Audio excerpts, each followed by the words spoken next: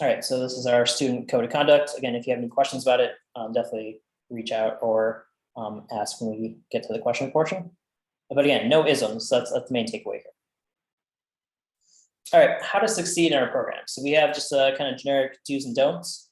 A student that's gonna succeed is someone who's able to learn on your own, asking a lot of questions. So this is something I've noticed with past cohorts. Some students need help, but they, for whatever reason, don't reach out for help. And there's no way we could read your mind and say, okay, I know that student X, Y, or Z needs help, so I'm just gonna kind of automatically help them out.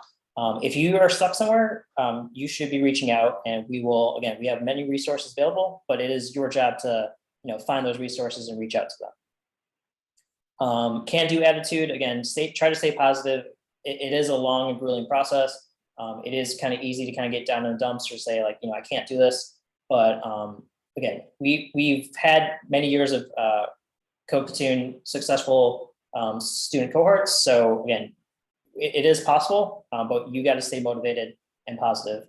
The next few, just be persistent, resilient, and be humble. Again, everything's not going to work, always the way you expect it to, especially when writing code. You may think you wrote, a flawless code program, and then when you go to run it, you get errors, or your application crashes, or you have, bugs that you can't really figure out. It can be frustrating at times, but again, that's part of the job. So again, no one that I know of writes 100% perfect code all the time. So just kind of stay resilient. It's going to be it could be a grind at some point, but just kind of keep your head up and work with each other, help each other out, and we'll get through this together. Having high emotional IQ, again, kind of understanding how your fellow students are doing, kind of just be sensitive to everyone's individual circumstances, and just kind of having that high emotional EQ to kind of help each other out and kind of work with each other well enough. Show up early and leave late. This one's underlined and bolded, which means it's really important. You can be a student that says, hey, I'm here at 8:30 to 5:30, and at 5:30 I'm checking out. That can work for some of you guys, especially if you're quick at kind of picking up concepts and getting through challenges. But if you're going to succeed, for the most part, you're going to have to put in extra hours after class ends. So we wrap up class at 5:30. That doesn't mean that your day necessarily ends. Now, we're not suggesting that you need to stay up till like 3 a.m. every night working on challenges just to keep up. That is, again, not what we're saying. But you should be able to kind of dedicate a few hours after class to work on challenges or kind of review material or whatever you need to do to kind of make sure you are staying up to speed with our curriculum. All right, so again, try to put in your hours. Again, 8:30 to 5:30 is a must, but we do expect that you will be putting in extra hours, whether it be a couple hours after class ends or even weekends, kind of just to make sure you're completing challenges and staying up to date with our curriculum. Taking advantage of Code Platoon resources. Again, we talked about some of the resources available. We have intern TAs, we have instructors doing class hours. We also have volunteer TAs that are going to be available after hours for a couple hours in the evening. You guys will also have access to mentors if you sign up for the mentor program. Again, there's a whole list of resources that we have. Just make sure you take advantage of them. Learn from other people's mistakes, and also, I guess that should also include your own mistakes.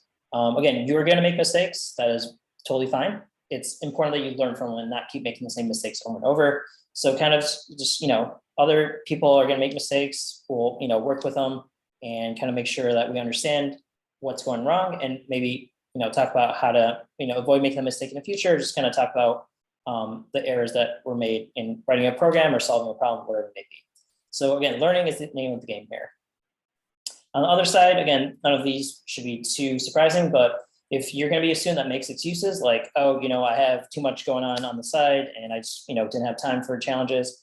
Well, again, we all know that you have lives. Again, a lot of you guys are parents or have other responsibilities, but signing up for Code Platoon, I think we've made it pretty clear this is a full-time commitment and we are going to expect a full-time commitment from you. So again, it's okay if you have other stuff going on, but Code Platoon should be your priority. A student that complains often, again, not going to succeed in our program. If you want the program to be run your way, again, we tailor this so that we can help students kind of learn basics of coding and get through this program. And we've had many students get through it. So you may think that your way is better. We are definitely open to feedback. So I'm not saying like it's our way or the highway, but don't expect this program to be tailored just for your needs. Again, we need to tailor it for everyone's needs. And we do have a history of running this program. So we like to think we do some things well, but again, we can improve on stuff. So again, every Friday, we have something called a weekly retro where we ask for your direct feedback, whether it be stuff that we did well or stuff we didn't do well. We try to update our curriculum and processes to, again, be constantly improving. But again, we're not going to run the program just because you think, your way is the better way. Believing that reading will train you better than experience in hands-on coding. This kind of goes back to, if you think, sitting through a lecture and then being able to kind of understand the material is going to be the way to do it, I'm going to say you're probably not going to get very far in our program. We have a ton of challenges that we give you every day. Hands-on experience is the best way to learn programming, in my opinion, and I bet you most instructors and most people will say that is the way they learn coding. That's true for myself. Again, just doing a project in a new language or just like solving a challenge on LeetCode or HackerRank or one of those many websites that have interview practice programs. That's the best way I know how to actually learn new languages and new material. Being argumentative, being mad at the world, blaming others. Again, this is not going to get you very far in the world and not going to get you very far in our program. So again, just kind of trust the process and try to work well with instructors and your fellow students. Getting frustrated easily, I'll say it's okay to get frustrated at times. Again, as I said, no one writes 100% perfect code all the time. Understand that mistakes are part of learning. It's part of software development. But getting frustrated easily where you might write code and you said, this doesn't work, throw up your hands and kind of just like say, I don't know what to do. That's not the way to be a software developer. When you come to a roadblock or a hurdle, figure out how to get around that hurdle. Requiring handholding, again, we expect you guys to be able to learn and kind of solve problems on your own. Not to say that you're isolated or we're not here to help you. Obviously, we're hoping that we are able to help you when needed, but we're not gonna drag you through this program. If you are not able to keep up with the curriculum, if you're not willing to put in the hours, and you just expect us to kind of help you through every step of the way, that's not going to work well. Because again, we have 30 students, we have intern TAs and instructors, but we can't just do one-on-one lectures or one-on-one meetings all day long with each student. That's just not feasible. The last few, comparing yourselves to others excessively. So again, everyone has a different background. Everyone has a different rate at which they learn. I would say just don't try to compare yourself to any other student in the cohort. It is good to kind of have some measuring stick, like, oh, I want to be at where this student is ideally, but don't get discouraged. Don't say like, oh, Tom is getting this material really quickly and I'm struggling. Like, am I doing things wrong? It's totally fine. Again, everyone has their own pace. So kind of focus on yourself and do the best that you can do to your ability, or best you can do to your ability. And don't get too caught up on comparing yourself to others is the main takeaway here. Continuously making the same mistakes is a opposite of what we talked about before. It's okay to make mistakes. It is not okay if you keep making the same mistakes over and over and don't learn from mistakes. I think that's pretty obvious and pretty clear cut there. The last one I kind of added in. This one I've noticed with some students in the past, and that's why I kind of added in there. Looking for and taking shortcuts.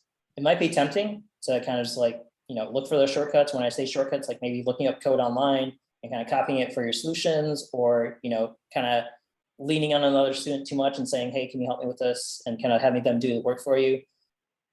That may get you through the program, but that's not going to have you succeed in real life. So in order to learn, you got to do the work yourself. Right. So I'm just going to say it now. I'll say it again. If I feel like you're taking a shortcut, I will call you out on it. And that's not to be, a jerk about it. It's to make sure that you are actually learning the material and not just trying to get through the challenges or get through the program. All right, so those are do's and don'ts of succeeding. We have something called the 3 before me rule, and this is not something that we've made up. I'm sure you could Google it and find it in some form or another. But this is what we ask of you when you are dealing with a problem. Usually we're talking about like a coding error or some issue you're having with your program. The first thing is ask yourself, what are you actually dealing with? So read the error message, and this is something for new developers. It can be kind of intimidating, and I've seen some students where they're like, I got an error, I don't know what to do now. They kind of panic. First step, actually read the error. Most of the time, the error message you'll get will actually point you to some part of your code or some issue that you can kind of get a high level concept on. Try to understand what exactly the error message you're getting is kind of telling you. You might not know how to fix it, but you should know why the error is coming there. Second, if you can't really figure it out just from reading the error message alone, ask the internet. So Google is your friend. All software developers that I know use Google. Again, it's not about memorizing every single thing about software development. It's about knowing how to get the answers and understanding the concepts. So don't be afraid to Google. It's totally fine if you're Googling a lot. Again, I would caution you, make sure you're Googling the right thing, and that if you're solving a coding challenge, don't Google, how do I solve this particular coding challenge? That is not problem solving. That is just looking up an answer. But if you're like, hey, I don't remember how to write a for loop, or I don't remember the syntax for writing a function, totally fine. Google that and say, hey, how do I write a function in JavaScript or Python or whatever language you're looking up. If you're dealing with an error message, usually what I do is just copy the error message directly from my terminal, put it into Google, and see what other people have said. Sometimes someone else has encountered the same exact error. There might be an answer for that already, or you might need to actually do a little more digging and like describe the error at a high level and try to Google, solutions for that, what other people might have suggested or found a fix for. Reference repeatable sites. So Stack Overflow is something I use a lot. If you Google error messages, usually Stack Overflow is one of the top few results that you find. W3 Schools is a great website that has tutorials and just more documentation. Other official doc sites for like Python and HTML or whatever you're looking up. So Stack Overflow is probably the one I've underlined here, if I could add an underline here. But just make sure you're using reputable sites. Those usually will have the best answers, the most reliable answers. If you did your due diligence and you searched the internet, when I say due diligence, give it a good go, like 5, 10, 15 minutes of searching, and you're still like, I'm not getting the answer, I haven't figured it out yet. Reach out to your fellow students. We say this because, namely, your fellow students are going through the same process you are. They're working on the same challenges you are. They're working on the same projects. So more likely than not, someone else might have come up with the same error and they might have resolved it. So reach out, query one of your fellow students and say, hey, I'm stuck on this challenge. This error message. Can you spare a few moments and help me out? And hopefully, everyone here is willing to help each other out. Again, what's going to get you through this program is you guys working with each other. Obviously, we're here to help, but you guys are going to be the primary support system for one another here. I would say don't always ask the same person. It's probably going to get a little tiresome if you always go to like Tom, student Tom, or student Bob, or whoever it may be, and always ask them. Hopefully no one gets too annoyed, but I would say just kind of branch out. So you kind of distribute, the people you're asking, and 2, it's a good way to meet your fellow students. So if I asked, Bob my previous question, I'll probably try to go on Slack and say who I haven't talked to, or who do I think might know the answer, and just reach out to another student. And if they don't know, that's totally fine. At least you kind of got to meet them and kind of ask them the question. If they don't know, that's fine. After you've exhausted these 3 avenues, only then try to reach out to instructors or TAs regarding your question. So again, the reason we kind of go through this process is, 1, is to not to overwhelm the resources that we have. But 2, the main goal here is to be able to problem solve. So when you reach, a hurdle in the road, can you get over it yourself? Now, we're not saying you should always be able to on your own, but the goal is that you should be able to get an error, or not get an error, but if you do get an error, to be able to fix it yourself or understand the error and kind of work your way through it. Right. So just to review that, if you are coding, you get an error in your program, don't automatically say I'm stuck and reach out to like an instructor or TA. Try to fix it yourself. If not, try to Google it, try to ask another student, and then proceed from that. Does that make sense to everyone? All right. So that's a 3 before me rule. Again, don't panic when you get an error. It's okay getting an error. The important thing is understanding how to resolve that error yourself as best as possible. Resources and support. So we kind of touched upon this before, so I won't spend too much time on it, but we have instructors and our intern TAs, so we're very thankful to have them. we're here to help you. We want you to succeed. We're going to be working with you and helping you the best we can. Understand that we may not have all the answers. I am not an expert in every facet of software development. So, if you ask me a question and I honestly don't know, I will say, hey, I actually don't know. I might try to Google it.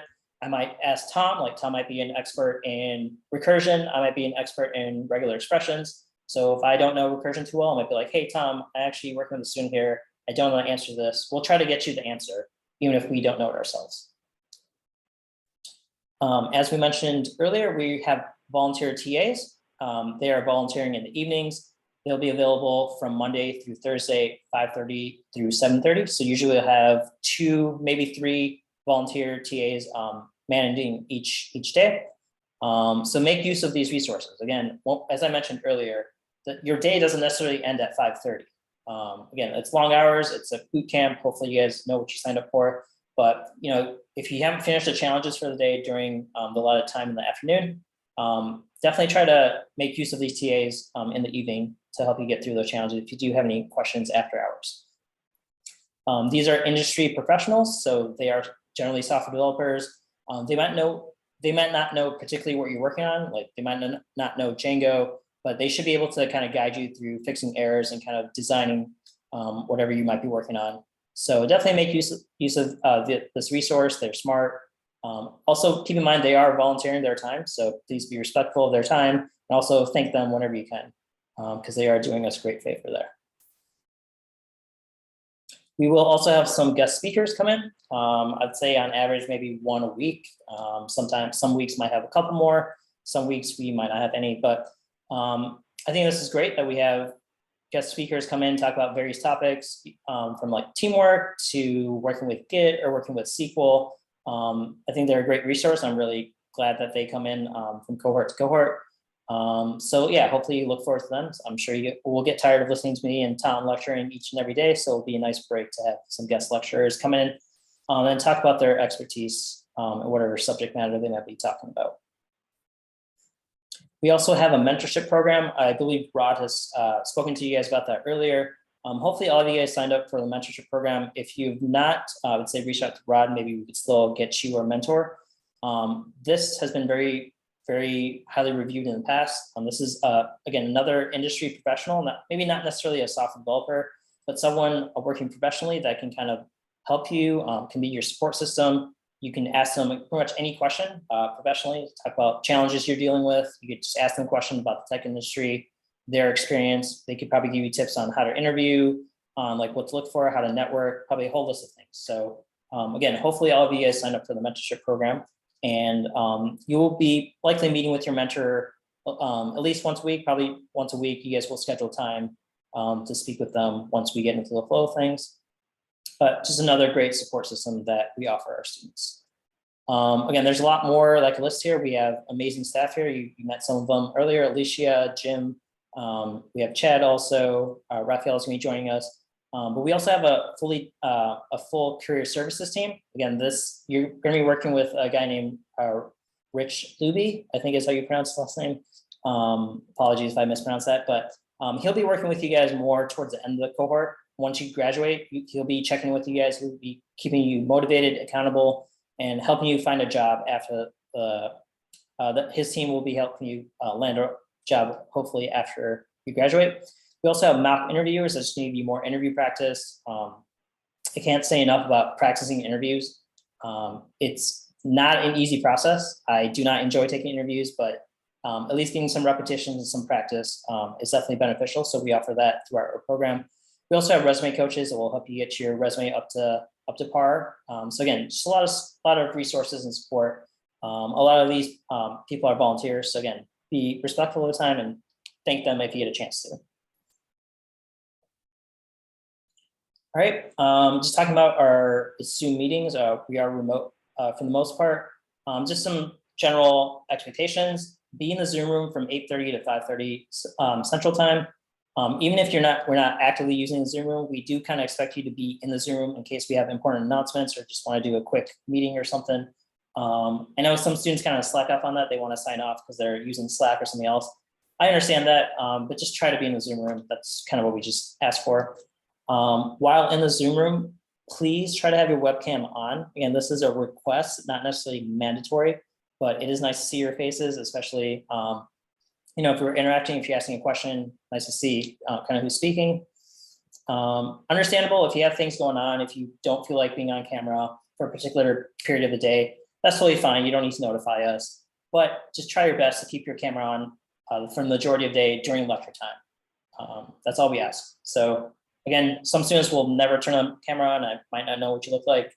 That's unfortunate, but it is up to you. But just try your best to keep it on as long as possible. On the opposite side, microphones, keep them off at all times unless you are actively asking a question or providing feedback. Obviously, the main purpose of this is just to cut out background noise and excessive noise during the lecture time. So we're going to be using Zoom as we're using right now for the classroom instruction, lecture time, and large group announcements. We will be using Slack for more smaller like one-on-one meetings or just kind of chatting with you guys, or if you guys are working together on like a coding assignment, you probably be using Slack. You're free to use anything else if you want to use like Google Meets or Microsoft Teams or Zoom if you have a Zoom account. But we usually recommend use Slack primarily for like kind of one-on-one and smaller communication. Slack has a feature called huddles. That's kind of, I think, relatively new. It's just a way to kind of, you could create a huddle and people can join and drop in and out if you're like doing a one-off meeting. Or we might create Zoom, breakout rooms within our Zoom room, and we'll talk more about that probably tomorrow when we actually create breakout rooms. Or we might do that today. I'll get to that later. We have something called Live Share that's accessible through VS Code. That's a good way to collaborate. And since we're in, more or less in remote settings, Live Share lets you kind of code on the same window together. You could also use Slack for pair programming. Just have one person share the screen and kind of look at the same code. Make sure you utilize the instructor. So Tom, myself, Raphael will be available as needed. Intern TAs, we have Daniel, Matthew, Steven, and Omar. You guys kind of met them earlier. Hopefully you guys get better acquainted and be working with them throughout the cohort. And then finally, just to reiterate, utilize the volunteer TAs after hours. Usually, I will check my messages every now and then, but don't expect, after hour responses necessarily. So we're not necessarily going to immediately respond if you Slack us after hours. That's not to say we won't, but again, just to set expectations there. All right, let's kind of talk about Slack. So I assume most of you guys are new to Slack. If you're, a seasoned veteran, excellent. But let me just kind of give a quick overview of Slack, how to use it, and then hopefully everyone will be comfortable with it in no time. All right, so I'm going to bring up my Slack window. So all of you guys should be members of 3 channels, PopUp Questions, and PopUp Platoon. If you are not, please reach out to myself, Slack me directly, and I'll try to make sure you're in all 3 channels. Let's just kind of talk about how you kind of use Slack. So if you want to notify a group, we have 3 ways of notifying. There's the @here command. This notifies everyone that's logged into the channel. For the most part, you're never going to use this, so maybe we shouldn't introduce it, but this will notify everyone in the channel. So unless you really need to get everyone's attention, don't use the @here.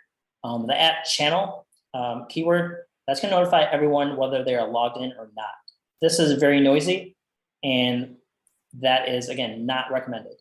I've never used this @channel command, and I anticipate you guys will not either. Unless it's a real emergency, don't use @channel. Again, because it's really noisy, people are going to get notifications, probably a little annoyed with it if it's not really necessary. We have a student group called Papa Students. This is something that I use majority of the time. As you can see, I kind of dropped in here.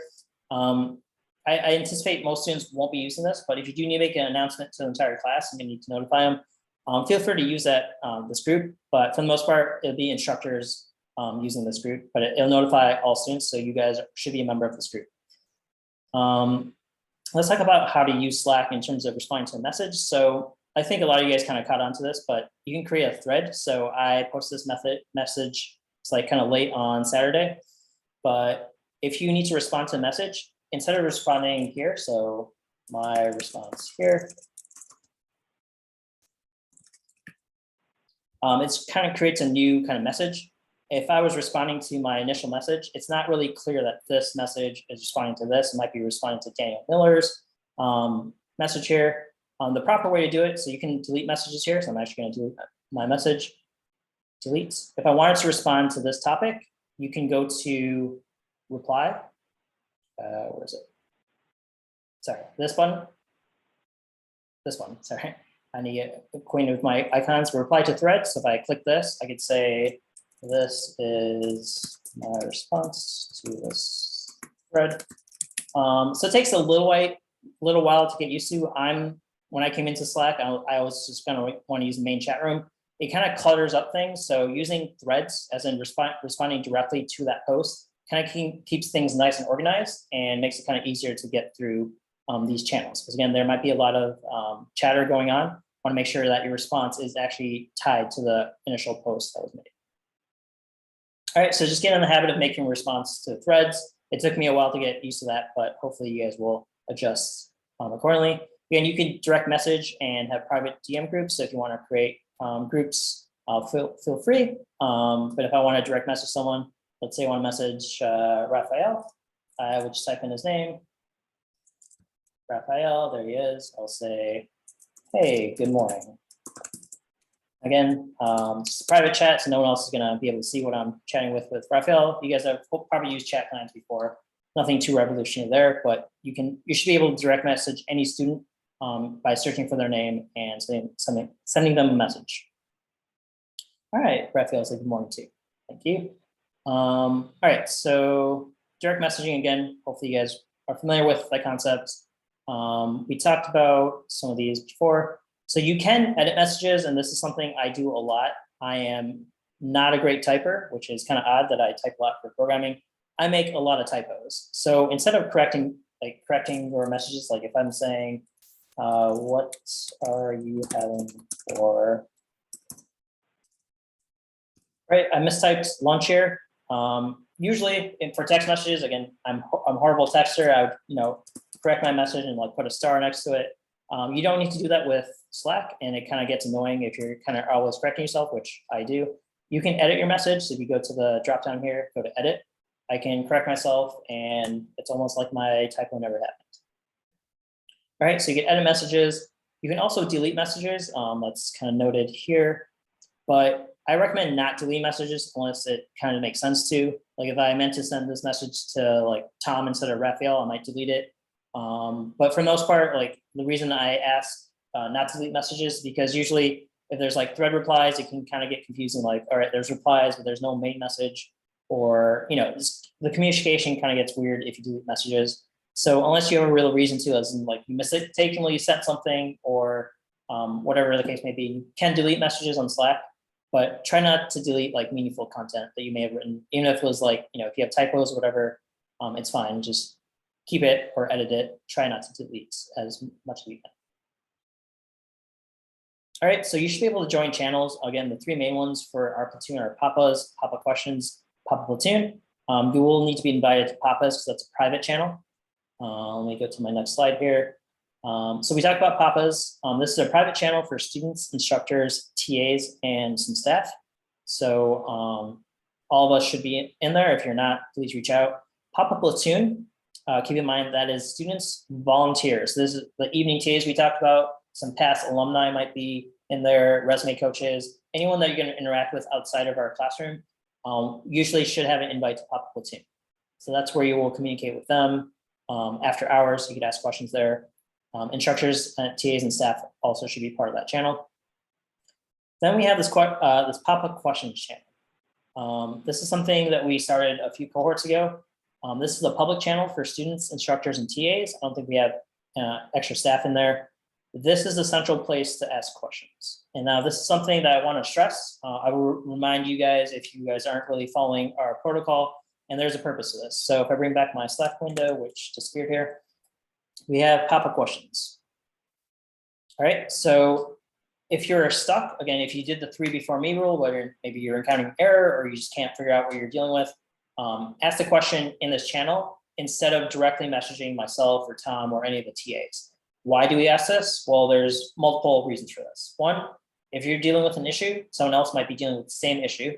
or they might have fixed it. So if I say, hey, I'm getting an error message. Oops, I made a typo already.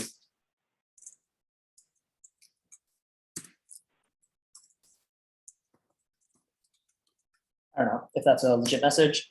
So when you're writing a question, please be as detailed as possible. If you have an actual error message, maybe copy and paste that error message. Hopefully it's not like 48 lines long, but don't just say, this is a bad example.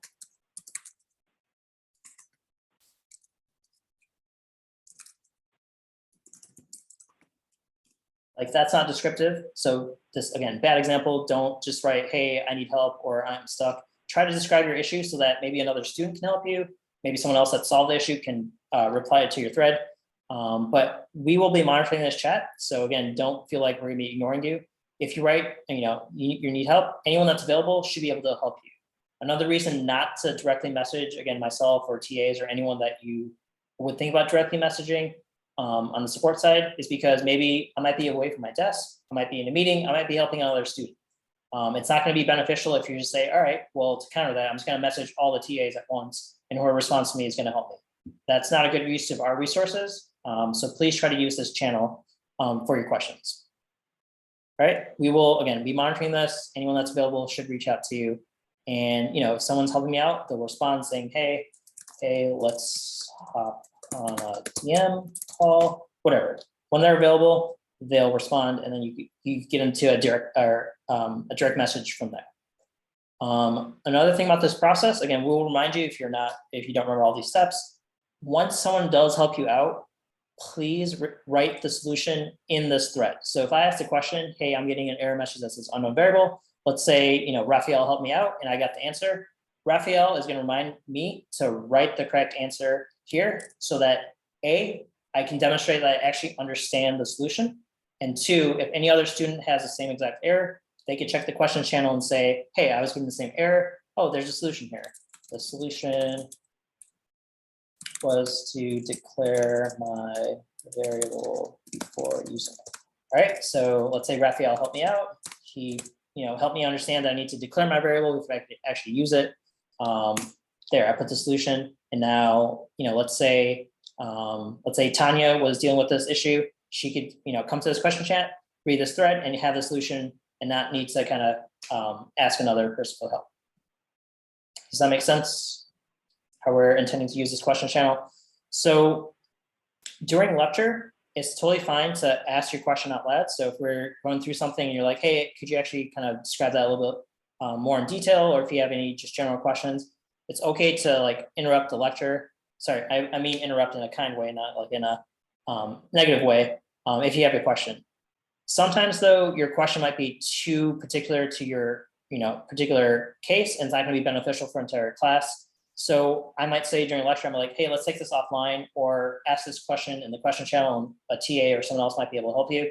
Again, I'm not trying to be rude. I'm just trying to be respectful of everyone's time. So don't be afraid to ask questions, but also understand that we might ask you to kind of take it offline so that we're not taking up lecture time to answer that question. This is a channel you should be using to ask those questions. I want to kind of make it clear. So we do have where'd it go? We do have a chat in our Zoom window, and I saw that some of you guys have been chatting in that. It's totally fine if you guys are just casually chatting in that. Just understand that I don't really monitor the Zoom chat too closely. I check my Slack channel much more often. So if you do write a question there, I might miss it. So just a fair warning there. And also, we don't persist the Zoom chat log. So that's another reason we encourage you guys to use Slack, because all of this stuff can be looked up at a later time, like all these messages I wrote right now, that can be checked any months into the future, versus our Zoom chat. We don't save those logs, so anything you write today, that history is going to be kind of lost. I know there's a way to persist it, but we don't really persist the Zoom chat. All right, so that's using Slack channels. Again, if you're not part of these 3 channels, please reach out to us. Any public channel, you should be able to join on your own. So there's a general channel. There's many other channels out there. You kind of explore and join which ones you think are of interest to you, but these 3 are a must. Okay. General expectations, again, we're all adults here. You guys should not be surprised by any of this. Be respectful to one another. Don't put anyone down. Again, everyone has a different background, different ability. Kind of work together, help each other out. Try to be on time and punctual. I know we got a little late start today just because of technical issues, but we will start the day at 8:30 sharp, and we will try to get you out by 5:30. Occasionally might go a few minutes longer, but we won't try to keep you much longer if we go over time. But please be on time. Please be here every day that you can. Attendance is kept as part of the graduation requirements. We'll go over that.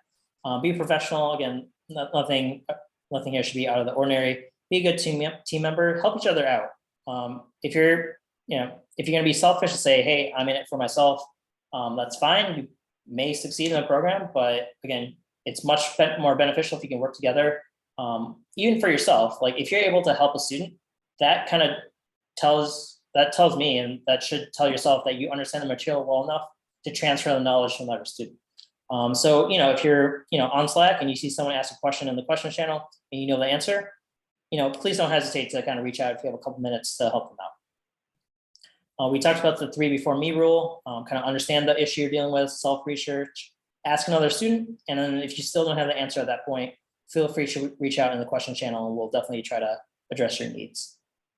But with that said, don't be afraid to ask questions. This is true for during lecture or even after hours. If you're working on a challenge, you're like, "Hey, I'm just not getting this," or "I need some help getting started." Totally fine. Ask questions. I encourage you guys to ask questions. Even if you're like 99% sure you understand it, but that 1% of doubt, just ask, right? There's a chance that someone else, again, has the same question you do and might be a little shy to ask it. So don't be hesitant to ask questions during lecture time or during while you're working on challenges. I think Rod might have mentioned this earlier, but what's going to get you through this program and what's going to help you succeed is you putting in the time and effort. We're not going to drag you through this program if you're not up for it. Then come see us and we'll see what we can do. But you're going to have to put in the time and effort to get the maximum results out of this program. So again, we mentioned it. It is a boot camp. We go pretty quickly. We throw a lot of material your way. It is going to be long hours. It's going to be 14 weeks of pressing your mind. But at the end, there's a positive in that hopefully you guys will be ready to become software developers at the end. But from now until January 21st, it's going to be a lot. So just be prepared to put in the time. Again, code platoon should be your main priority. Again, we understand you have families, you guys have lives. We're not trying to take up 24 hours in a day. But again, there's a lot of time commitment involved here. All right, I've been talking for a while and I want to pause for questions. So any questions about the rules or expectations that we have for you guys?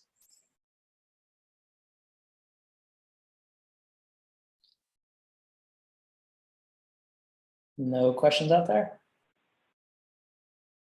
All right, well, I hope expectations are clear cut and hopefully everyone understands what we expect out of you guys.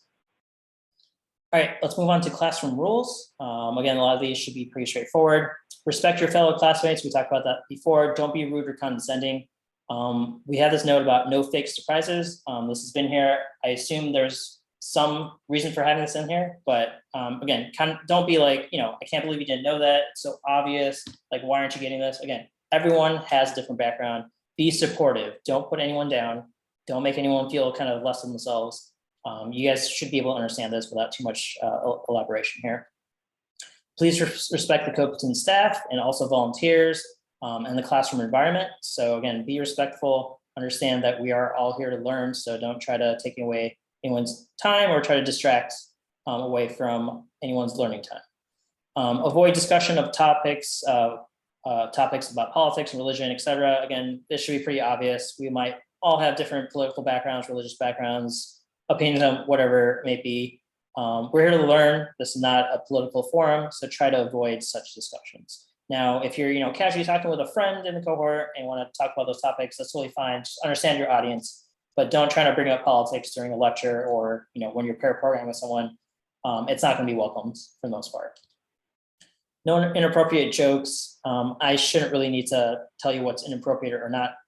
You should be able to figure it out yourself. If you're unsure, probably just lean on the side of maybe this is inappropriate. I shouldn't post this message or say this out loud. No offensive or controversial material, not safe for work material. Inappropriate means, again, I don't think I need to go too into detail. You guys should be able to understand what is appropriate and what is not appropriate.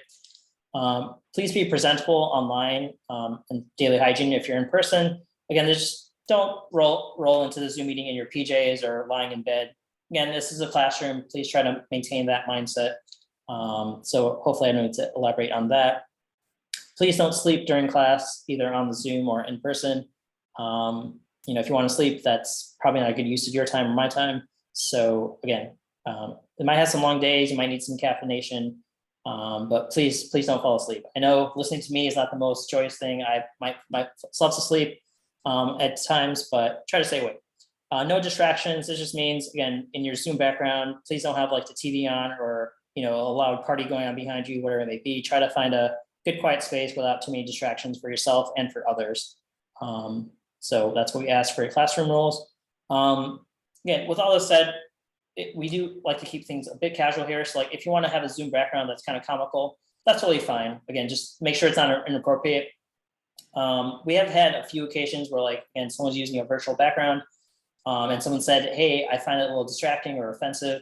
If we ask you to take down a virtual background or something that you're presenting, just please don't argue about it. Again, we're going to try to be smart about it, but if someone finds it just offensive or distracting, we'll ask you to take it down. Please take it down without kind of causing a fuss, if that's fair to say. In-person rules. So we have a few students in person. Let's go through this quickly. You must be fully vaccinated to be on site. Please wear a mask. Again, this might change based on the City of Chicago guidelines, but for now, we will wear a mask in the classroom when you're around others. I am kind of segregated from the rest of the class. That's why my mask is not on. Don't sit directly next to someone else and respect each other's space. Again, try to space out just for COVID protocols. Please clean up after yourselves. So don't leave food in the classroom. Don't leave clothes. Again, we shouldn't need to lecture too much about this. Just be respectful of the space and don't expect people to clean up after yourself. You're welcome to bring food, but avoid items that have strong offensive odors like fishy smells. I don't know what else might have strong smells, but just understand we're sharing a space with other people. So try to be respectful that way. Please use headphones, use library voices. So try to keep it down. Don't be too rowdy. If you are playing music, just play it on your headphones. Don't kind of blast it for the entire classroom to hear. We do have a common area. So I think most of you guys got the tour out there. We have plenty of space. So when you're working on challenges, you're not held hostage to our classroom. You can kind of make use of the WeWork space. I think they do require masks still in their common areas, but there's a lot more space to stretch out your legs or just get away from students if you want to. All right, any questions about our classroom rules? Hopefully none of it is too out of the ordinary, but want to make sure that everyone's on the same page here. So what questions do you guys have?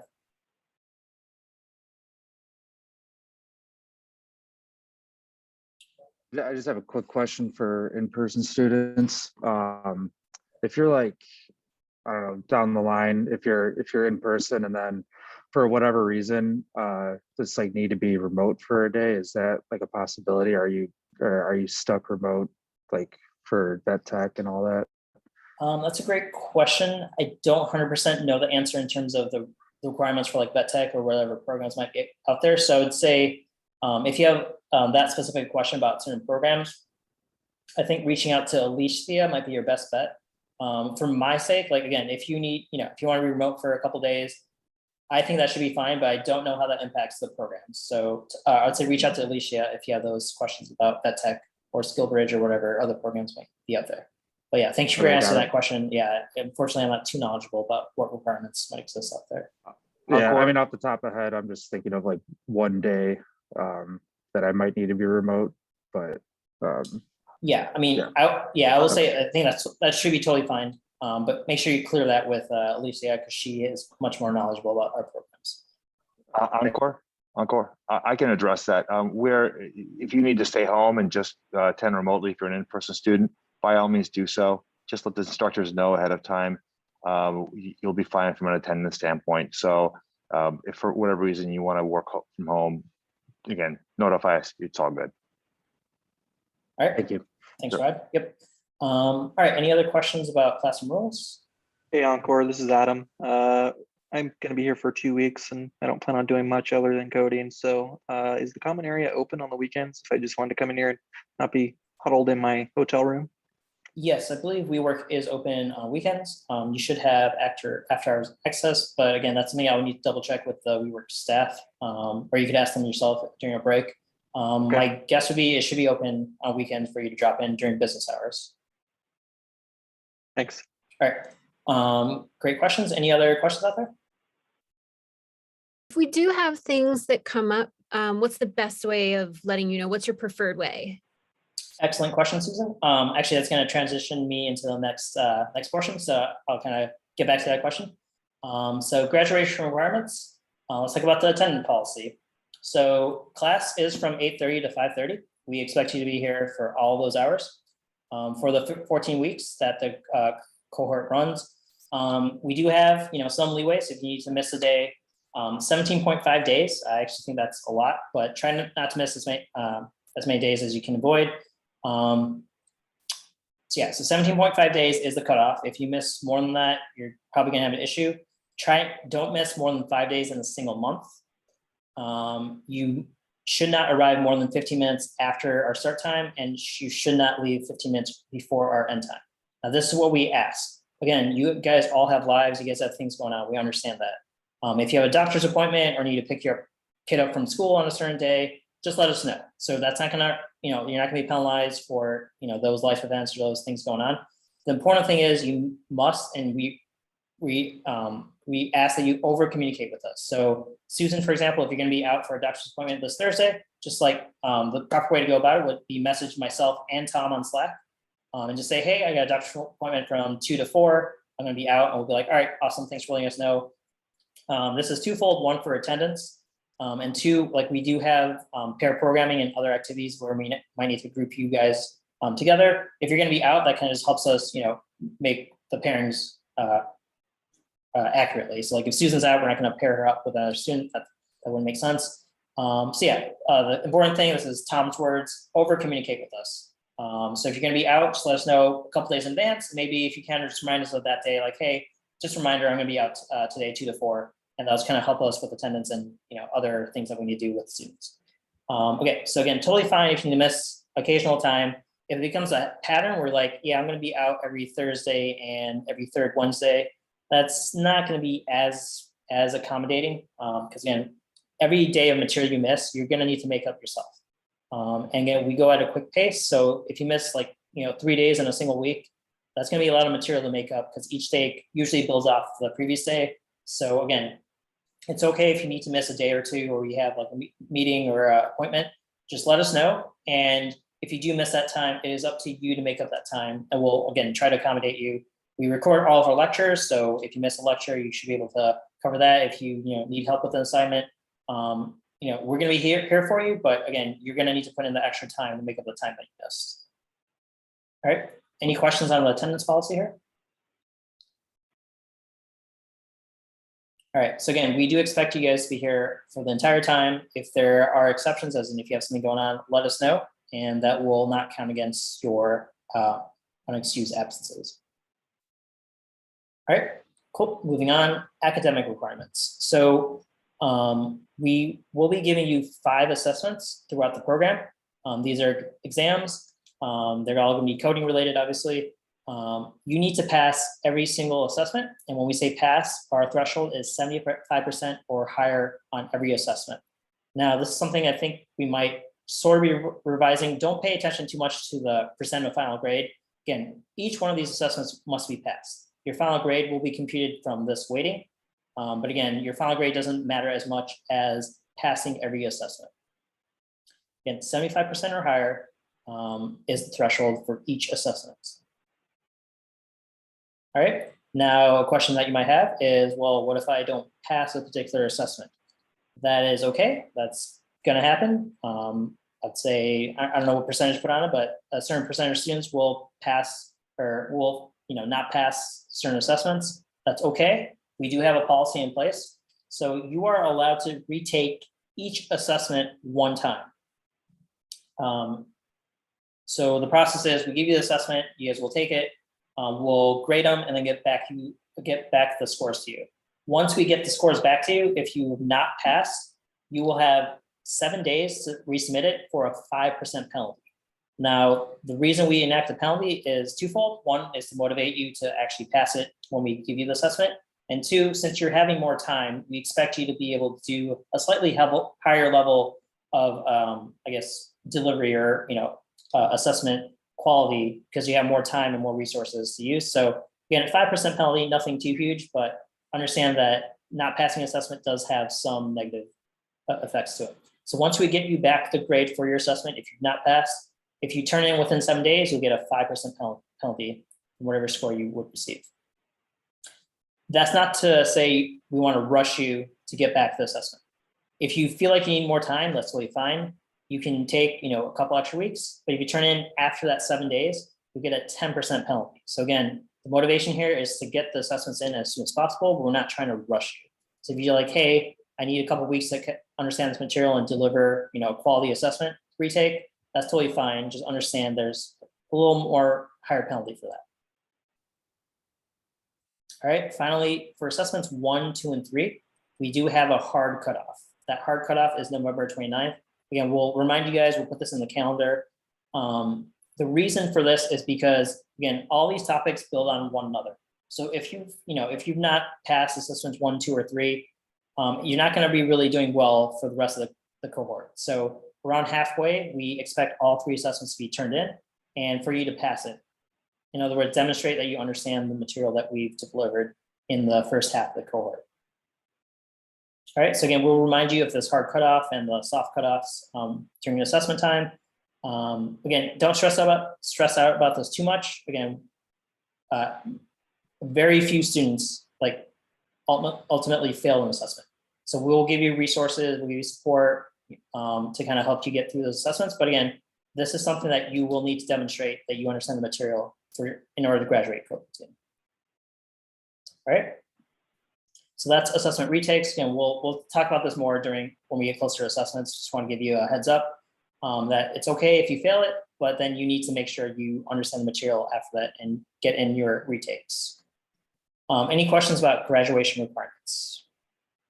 I have a quick question on the assessments. The assessments that we did in the pre-work, they all had kind of the ability to kind of rerun them after you kind of ran your test cases. Because I know at least on 1 or 2 of the questions, there were some cases that I didn't really think of that came up in the kind of the checking, and then I could actually go back and readjust those cases. Is that going to be true for the assessments, or the assessments going to be kind of you submit and you're done? Excellent question, Michael. I'm glad you asked that. So we did have the pre-work coding challenges and the pre-work assessment. These assessments are going to be a little different than that. So you're not going to be running test cases that we have for you. You should be testing your solution, obviously. The way the assessments run, it's more or less, it's going to be a coding challenge, similar, but not exactly similar to past coding challenges that you've done for homework. So you should be adequately prepared for our assessment challenges. Again, there might be a curveball or 2, but nothing dramatically new that you haven't covered before. Again, so the assessments will kind of reflect a past or 1 or 2 coding challenges that you've already done, hopefully. And there's no test cases you're going to run to verify your solution. We do have a grading rubric, so the grading rubric will be public, and you guys will know what we're grading you on, and you can kind of figure out your approximate score by checking off those items and saying, yep, I got this done, I completed this feature has been implemented. So yeah, so to answer your question, no, there's no test cases. You can't really retake it on the spot, as in submit it, know your grade, and know what you need to improve. You will submit it when the deadline is. We'll grade it within hopefully a week, and then get you back your grades. So it's more like a traditional exam per se. But it sounds like, based on the rubric, that you'll be able to pretty well know if your solution is going to pretty much implement properly or not from that. Yeah, I would say I'll give you a 90% yes. There's some subjective parts, like we do grade your design and your code quality. So you might be like, my code quality is awesome. And like, well, you didn't comment your code's all in one file, and that's part of again, there's some subjective part to it, but again, we're not going to kind of surprise you with what we're grading on. Again, the grading rubrics will be presented during the assessments, so hopefully there's no surprises there. But excellent question. Glad you asked that, Michael. Any other questions about assessments or attendance policy? Okay. I did that thing where I muted myself. Daily schedule. Today is kind of the one-off where we're doing a lot of lecture. There's not gonna be much time for challenges, but for the most part, every day going forward should have the same pattern to it, more or less. Again, there might be some one-offs there, but a daily schedule. We start our stand-up at 8:30. This is just kind of warming up for the day. We're gonna ask you to fill out daily check-in forms, not today, but going forward from tomorrow and every single day. These forms kind of gauge how you're feeling, kind of talk about the previous day. Like if you felt the previous material kind of made sense, great, or let us know. If you're like, I totally did not understand any of the challenges yesterday and the lecture material was over my head, that's totally fine. We just want to know where the class is as a whole. So if we see your daily feedbacks and a majority of classes like, I do not understand recursion still, that lets us know that we need to spend more time and maybe have more breakout sessions on recursion or whatever the topic may be. So every day you will be filling out a daily check-in form. We'll talk more about where to find that. I think in our Slack channel, we'll have something posting daily that will remind you to fill it out. Also, we'll cover any important announcements in the morning. So again, please do not be late for the morning. Again, we start 8:30 sharp. So that's our daily stand-up meeting. Usually that lasts like 15, 20 minutes. It might be a little variable. Around 9 o'clock, we'll start reviewing a coding challenge from the previous night. We'll just pick one at random, one we think that is a good challenge to kind of review as a class. Hopefully all of you guys were able to attempt the challenge, if not complete it. But it's totally fine if you attempted and kind of got stuck. That's kind of what we pick a challenge, work on it together as a class so you could see how, another way to solve it, ask questions, and make sure you understand how to solve that particular challenge. After we get through our coding challenge, we'll dive into the new material for the day. That's our main lecture. Lecture will last approximately 2 hours, give or take. Sometimes some lecture days might be longer. I know I've had long lecture days that have been like 3 hours long. Occasionally they bleed into lunchtime or go after lunch. I'm gonna try my best not to do that. But again, some days have more material than other days. So approximately lecture should be completed by lunch pretty much every day. There might be a day or two where we may need to extend that, but hoping that's not a recurring pattern. So we should have lecture wrapped up by lunchtime. You can more or less reliably count on having a lunch break for yourself from noon to 1 o'clock, again, all time central. So if you need to schedule something every day at 12:30, you should reliably be able to schedule that. But just know we take an hour for lunch, so do whatever you need to do. Obviously eat, relax, refresh, stretch your legs, whatever you need to do during that break. After we get back from lunch, the entire afternoon is dedicated for you to work on the daily challenges. So that's a 4-hour block from 1 to 5 p.m. You'll be working on challenges. Most days will have multiple challenges. Tuesdays and Thursdays, you'll be doing something called pair programming. If you've not done that before, don't worry, we'll kind of give you the tutorial on that. But that's when we're gonna pair you up with another student. You guys will be working on a challenge together. Now I can say some of you guys might really hate this, some of you guys might really love this. Regardless, all of you guys are gonna have to do pair programming. The reason we kind of mandate this is you might experience this on the job where you gotta work together on a coding project. 2, it's a great way to kind of learn about your fellow classmates, and also kind of have that knowledge transfer. For example, Susan might be great at recursion. I might be great at regex or regular expressions. If we're working together on a challenge, I can kind of absorb a knowledge where Susan might be like, recursion works this way. Might be like, I'm not quite sure, working together, I can kind of absorb some of her knowledge, maybe transfer some of my knowledge to her if we're working on a problem where I kind of have the expertise. Sometimes you might be paired with someone that's at your level, and that's great. It's, you be collaborative. Occasionally you might be paired with someone that's like way beyond your levels or way beneath your levels. That's totally fine. Again, all of us have different levels, might be at, different levels of understanding a particular topic. That's okay. Again, please don't be frustrated with your fellow classmates. Use that opportunity to, if you're working with someone that, is expert on a subject matter, ask questions, try to absorb as much knowledge as you can. On the flip side, you might think, it might be a little annoying to work with someone that's, maybe a few steps behind.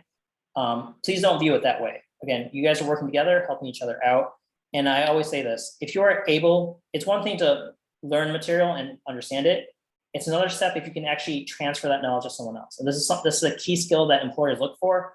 Like if they don't want to hire someone that's just an expert, like an expert coder, but can't work well and share their knowledge with their team. That's not going to benefit the team. That might help with a certain project, but they want their team to improve. They want their team to collaborate. So again, knowledge transfer, working with individuals. Again, we're not asking you to love every person you're working with. Again, it's great if you get along, if you form some friends out of this cohort, that's amazing. If you work with someone and you might have different contrasting working styles, that's kind of a reflection of the real world. You might be put on a team where people have different approaches or different mindsets.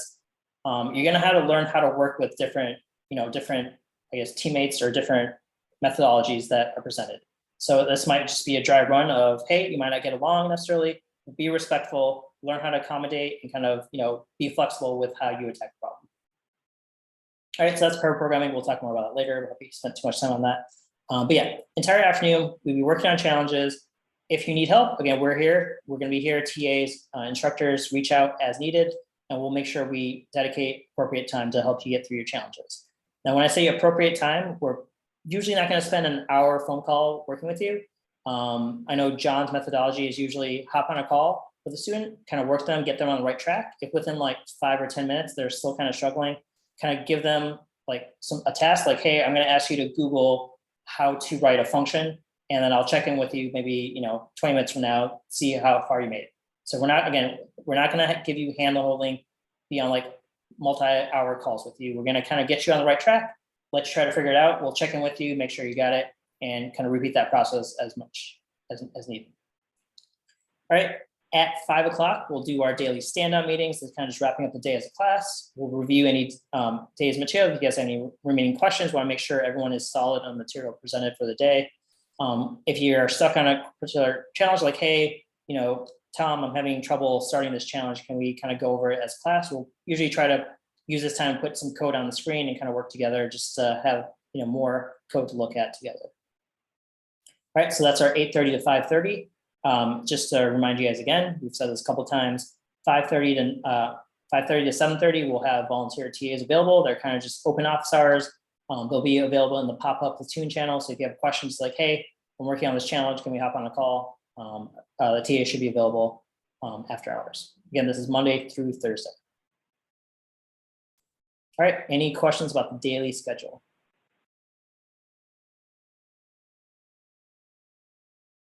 All right, got a quiet room or I'm amazing at explaining things. Either way, if there's no questions on the daily schedule, let's kind of go back to icebreakers. So I'm not sure how much time we'll have for this, but we'll try to get a few icebreakers in. So where'd it go? All right, so we're gonna have you guys break off into pairs. We're gonna ask you to do this over Slack, so make sure you're muted on Zoom. You should be muted anyway if you're not asking a question at this point. But kind of just share with your fellow classmates, maybe just a quick introduction and background about yourself. Each icebreaker round will have a different question. So round one, what is your favorite memory from your military experience? If you want to share that. And just general questions, what do you hope to get out of Platoon, career goals, anything else you might want to share with your partner. Just kind of go over these questions and share. Both of you guys should be sharing. So we're going to ask you to get into pairs. Take about 10 minutes. So this would be 5 minutes per person or per student.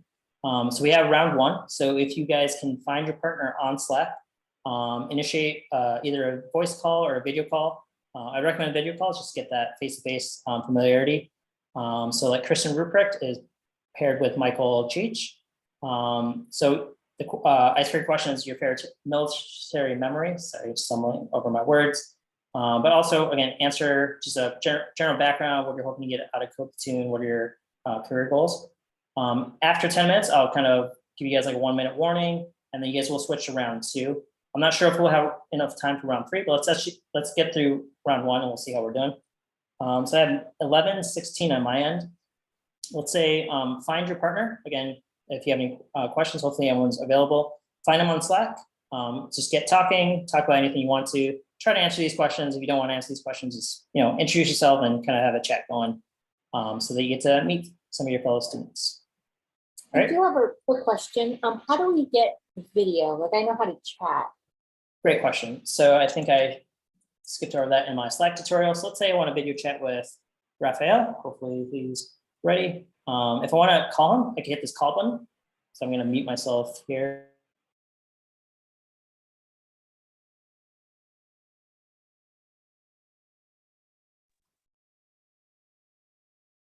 So there's a video option here, and you can also share your screen.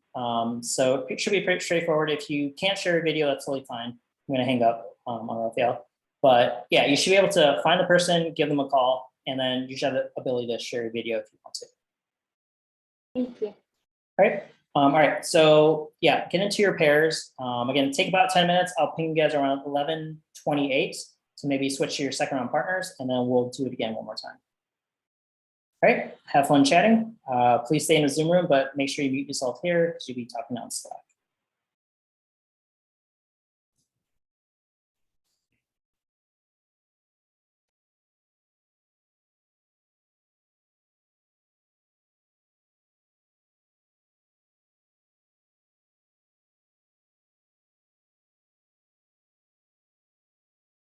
Hey, Steve. You there? You hear me? Yeah, I can hear you just fine. You hear me? Yeah, I can hear you. Oh, right on, man. Hey, so I don't recall where you were saying you were from and at. I can hear you there. Say that? Oh, I was just saying I don't remember where you said you were from. Hello? James, mute yourself. Yeah, he's talking.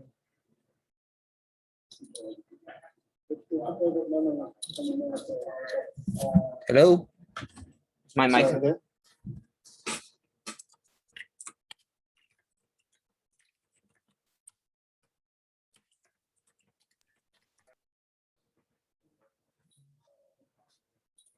Hello? Sorry about that. I'm here. Okay, yeah. So can you hear me now? Sorry.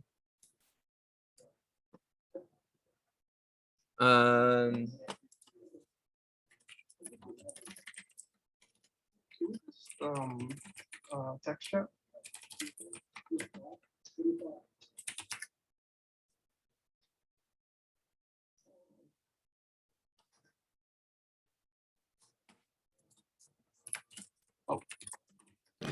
Is somebody in the Zoom room with their microphone unmuted?